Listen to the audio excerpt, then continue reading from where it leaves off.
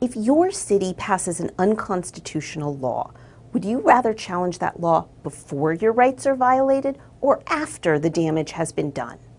The Institute for Justice will argue a case about this very issue before the Minnesota Supreme Court on May 3, 2011, and the outcome of that case will be felt in courts across the nation.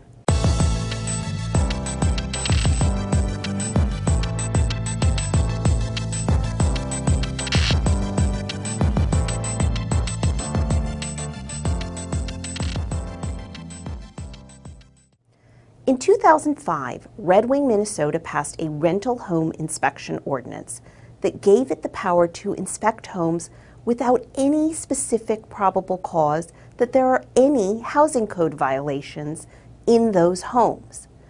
These kinds of laws exist across Minnesota and across the United States in cities like Boston, Los Angeles, and Milwaukee. But the U.S. and state constitutions were written to prevent government agents from snooping around your kitchen, your bedroom, and your bathroom. 11 tenants and landlords from Red Wing have teamed up to fight this law.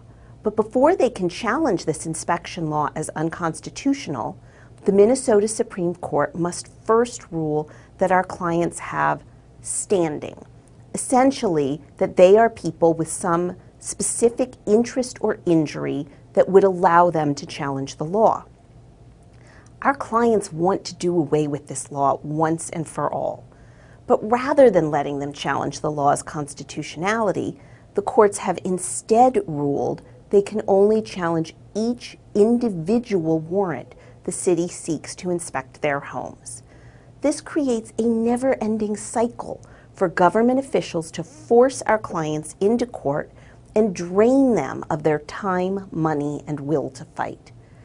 In the 5 years we've been challenging Red Wing's law, the city has sought administrative warrants 3 different times.